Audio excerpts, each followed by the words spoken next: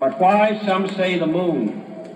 And they may well ask, why climb the highest mountain? Why, 35 years ago, fly the Atlantic? Why does Rice play Texas? We choose to go to the moon.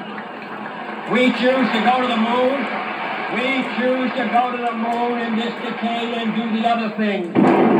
John Kennedy commits America to the creation of history, a calculated acceleration of man's evolution, the conquest of the biggest new frontier, space. This is Freedom 7. Project Mercury. All systems are go. And Alan Shepard becomes our first space hero. Then Grissom, Glenn, Carpenter, Schirra, and Cooper. Then Gemini, the two-man mission, and the first American spacewalk by Ed White. One thing about it, when it gets out there and starts wiggling around, it sure makes the spacecraft stop to control. The flight director says get back in. The world's spaceflight endurance record by Cooper and Need a Conrad. new record holder. The world's first space rendezvous by Schirra and Stafford. We're flying a nose-to-nose.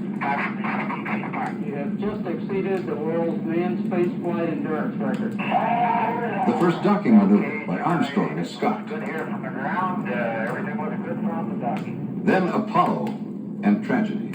Gus Grissom, Ed White, and Roger Chaffee give their lives preparing the first flight to the moon. What we'll do now is follow. That first flight succeeds beyond expectation. We are circling the moon, and we hear the first men to see and describe this new world. Here is very, very dark. The sky is pitch black, and the Earth, or the moon rather, excuse me, is quite light. And the contrast between the sky and the moon is a vivid dark line.